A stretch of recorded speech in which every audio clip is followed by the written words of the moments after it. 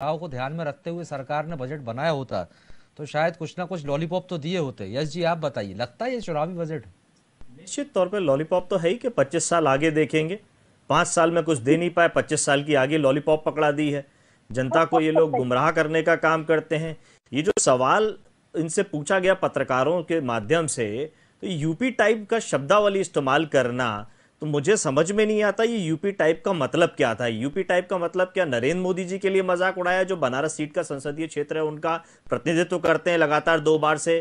क्या हमारे देश के महामहिम राष्ट्रपति जी का मजाक था जो उत्तर प्रदेश से आते हैं? या उस अयोध्या का जो इनके लिए राजनीति का विषय है, आस्था का विषय नहीं है? या मथुरा था जो इनके लिए आस्था का विषय नहीं है, राजनीति का विषय है? क्या वो काशी का मजाक था जो इनके लिए राजनीति का विषय, आस्था का विषय नहीं है? या विश्व धरोहर ताजमहल का मजाक था? कौन सा यूपी टाइप की बात कर रही थी? निर्मला सीतारमण जी असल में खुद गैर जिम्मेदार बातें लगातार करती हैं। हमने देखा जब महंगाई पे उनसे बात होती है तो वो कहती है मैं प्याज और लहसुन नहीं खाती। तो ये एक वित्त मंत्री से इस तरीके के सवालों के जवाब की उम्मीद करना मुझे लगता है कि उचित नहीं होगा। और अगर सीतारमण जी करती तो लगातार अपना वो जो उनका ट्रैक रिकॉर्ड बना हुआ है वो इस तरीके का गैर जिम्मेदाराना है। और अगर आप बजट में उम्मीद करेंगे तो बजट में आप ना उम्मीद मिलेगी आपको, क्योंकि जिस तरह की वक्तावली और अपनी कार्यशैली उन्होंने अपनाई हुई है। रक्षा मंत्री थी तो उन्होंने कोई रक्षा के लिए कोई ऐसा काम नहीं किया। वित्त मंत्री थी तो वित्त मंत्री में लगातार जो बजट दे रहे हैं, बताइए हीरा सस्ता कर दिया। हीरा कौन किसके लिए सस्ता कर दिया? देश में कितने लोग हैं जो हीरे का उपयोग करेंगे? जूते सस्ते कर दिए। कौन से जूते सस्ते कर दिए बताएं तो सही। कौन जूते पहन, महंगे जूते सस्ते करने, महंगे जूते पहनता कौन है? मोबाइल का चार्जर सस्ता कर दिया। मोबाइल जिसकी उपयोगिता होनी चाहिए, डाटा जिसकी ये वादे किए हुए थे कि हम डाटा देंगे, आज कोरोना काल में जब डाटा की आवश्यकता है, मोबाइल की आवश्यकता है, तो इनकी सरकारें दे नहीं पाई। ऑनलाइन क्लासेस, ऑनलाइन व्यवस्था, वर्चुअल रैली, जनता तक बात ही नहीं पहुंच पा रही चुनाव के समय। केवल गुमराह करने वाली बातें। इसीलिए आगे आने वाले समय के 25 साल पे इन्होंने टाल दिया कि हम 25 साल में बहुत कुछ देने वाले हैं। यही इनका यूपी टाइप की बातें हैं। और यूपी को बदनाम करना चाहते हैं पूरी दुनिया में, देश में, कि जो सवाल कर सकता है, जो बेरोजगार सड़क पे उतर के इनसे सवाल कर रहा है कि क्यों सही समय पे परीक्षा नहीं हो रही, परीक्षा के परिणाम नहीं आ रहे, तो उस पर मुकदमा लगा देंगे, उस पर लाठी चार्ज करेंगे। बेचारे कई हमारे बच्चों ने फांसी लगा दी इलाहाबाद के अंदर, उनके लिए कोई बात नहीं करेंगे। ये लोग गुमराह करने वाली बात करेंगे। अभी भारतीय जनता पार्टी के हमारे साथी प्रतिनिधि बैठे हैं, आपने किसान की बात करी तो ये कह रहे हैं वो किसान नहीं थे। तो जो आंदोलन में 700-900 लोग खत्म हो गए वो किसी राजनीतिक पार्टी के सदस्य थे। और अगर राजनीतिक पार्टी के सदस्य थे भी तो क्या भारत की सरकार की जिम्मेदारी नहीं है? क्या भारत की सरकार जवाबदेही नहीं है किसी राजनीतिक पार्टी के सदस्य के लिए? क्या आप राजनीतिक पार्टियों से चर्चा नहीं करना चाहते हैं? कितनी ऑल पार्टी मीटिंग्स बुलाई आपने? जो बाकी पार्टी के लोग जनता के प्रतिनिधि के रूप में बैठे हुए हैं, चाहे संसद में हो, ना इन्होंने सदन में बातचीत करी, ना इन्होंने सदन के बाहर किसी से चर्चा करी। इसी को तानाशाही बोलते हैं और ये तानाशाही लगातार कर रहे हैं।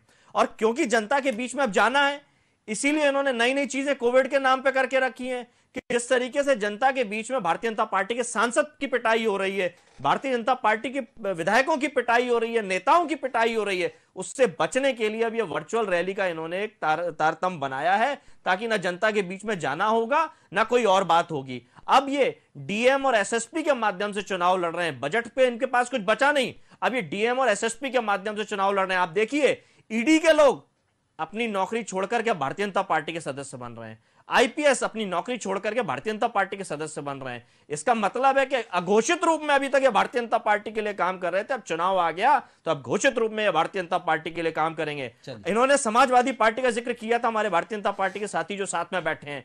भारतीय समाजवादी पार्टी की सरकार थी, आदरणीय अखिलेश यादव जी मुख्यमंत्री थे, एक आईपीएस उनके आवास के बाहर बैठा था, उसको सुरक्षा भी दी गई थी और उसको धरना करने की आजादी भी दी गई थी। वही जब योगी सरकार पे सवाल उठाने लगा तो जबरिया उनको रिटायर्ड कर दिया।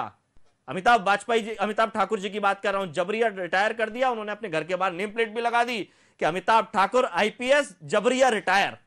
ये इनकी तानाशाही वाला रवैया है। एक शाही साहब आईएएस हैं, जब उन्होंने माननीय नेताजी श्री मुलायम सिंह जी का चुनाव में हेलीकॉप्टर नहीं उतरने दिया तो हमारे माननीय श्री अखिलेश यादव जी ने उनको विशेष सुरक्षा। आपने सरकार को घेरा बजट को लेकर, ठीक है, लेकिन कहीं ना कहीं एक कांग्रेस से मित्रता आपकी नजर आई, आपने जिस तरह से समर्थन किया। सर, क्या वजह है? करहल में भी हमने देखा है कि आप लोगों ने अपना प्रत्याशी नहीं उतारा, अखिलेश जी वहां पर खड़े हैं तो अंदरूनी तौर पर ये क्या मित्रता है? ये सवाल मुझसे कर समर्थन रहे है हैं? कांग्रेस का? सवाल मुझसे कर रहे हैं? जी, आपसे ही सवाल है। देखिए, मित्रता नहीं है, जनता को बेहतर विकल्प देने की बात है। भारतीय जनता पार्टी को रोकना है तो हम कैसे रोक सकते हैं, कैसे इस तानाशाही को रोक सकते हैं, ये दूसरी राजनीतिक पार्टी को तय करना है। अगर कांग्रेस पार्टी ने तय किया है तो ये कांग्रेस पार्टी का निर्णय है, हमारी तरफ से उनके पास कोई ऑफर नहीं गया था। ये हर राजनीतिक पार्टी के अपने अधिकार है, उन्होंने अपने अधिकार का उपयोग किया, ये सवाल उनसे पूछना चाहिए। दूसरी बात, हमारे भारतीय जनता पार्टी के साथी ने जब आपने बजट पे इनसे पूछा तो इन्होंने बड़े अच्छे अच्छे जवाब दिए कि नेशनल हाईवे बनेंगे, सड़क बनेगी। एक कोई सड़क बता दें जिसपे बहुत न्यूनतम दर पे टोल लगता हो, एक कोई सड़क बता दें जिसमें न्यूनतम दर पे इतना ज्यादा टैक्स लगता है कि कई बार डीजल का भी आप खर्चा जोड़ेंगे अपना कहीं हाईवे पे सफर का, तो जितना डीजल का खर्चा आएगा उतना ही टोल टैक्स का खर्चा आएगा। ट्रिपल पी के माध्यम से ये सड़कें बनवा रहे हैं और वसूली कर रहे हैं जनता के माध्यम से, केवल गुमराह करने की बातें कर रहे हैं। दूसरी बात, जैसे ये शेयर बाजार आया, जैसे ये बजट आया, शेयर बाजार 1000 से 300 पे लौटा। मेरे हिसाब से ये शेयर बाजार में जो लोग रहते हैं वो बड़े अर्थशास्त्री होते हैं और ज्ञानी होते हैं, कम से कम भारतीय जनता पार्टी के लोगों से तो ज्यादा ज्ञानी होते हैं। अगर ये शेयर बाजार लुढ़का है तो ये बता रहा है कि बजट कितना निराशावादी था और कितना घटिया था। भारती जी, आपसे जानना चाहेंगे, जिस तरह के आरोप आपके ऊपर लगाए, लॉ एंड ऑर्डर एक बड़ा मुद्दा बनाने वाली है बीजेपी इस चुनाव में। देखिए, भारतीय जनता पार्टी राष्ट्रवाद की बात करती है, जैसे अभी यहां बैठे प्रतिनिधि ने भी किया। इनका राष्ट्रवाद क्या है? भारतीय जनता पार्टी का अध्यक्ष भारतीय जनता पार्टी के राष्ट्रीय कार्यालय में रक्षा सौदे के लिए 1 लाख रुपए की दलाली ले, ये इनका राष्ट्रवाद है।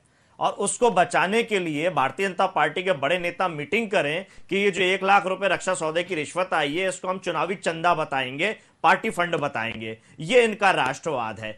दूसरे इनके एक और राष्ट्रीय अध्यक्ष हुए जिनके ऊपर ये था कि ये लोगों पे दादागिरी करने के लिए एक रैकेट चलाते थे और एनकाउंटर करा दिया अपनी बात दबाने के लिए, और उनको उनके प्रदेश, गृह प्रदेश से तड़ी पार किया गया। ये इनका राष्ट्रवाद है। ऐसे लोगों को ये नवाजते हैं, सिंहासन पे बैठाते हैं, मुखिया बनाते हैं। ये मेरे आरोप नहीं है, ये कोर्ट के आरोप है, ये जेल जा चुके हैं। राजेश भाई, मेरा निवेदन है, मेरी पूरी बात हो जाने दीजिए। ये इनका समय माफी चाहूंगा, मेरी पूरी बात होगी। आप जितना समय मुझे दिया है मैं उतने समय में पूरी बात करूंगा।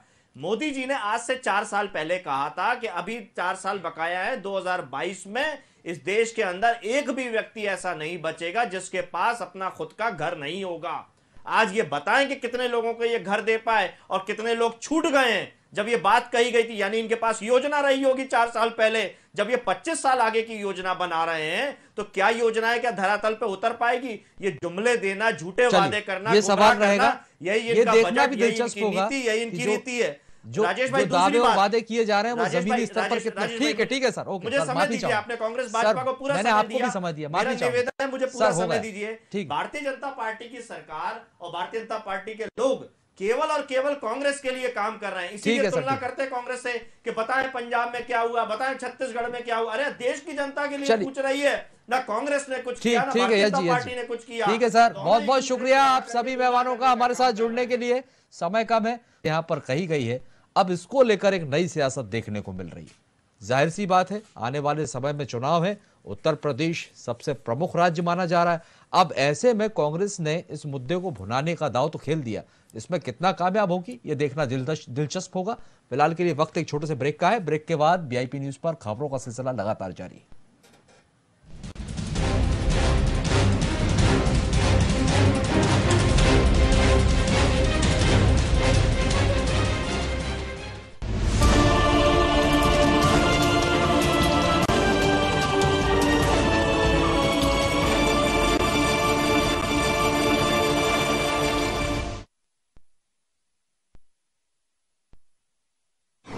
Ravi DNA Diagnostic and Research Center,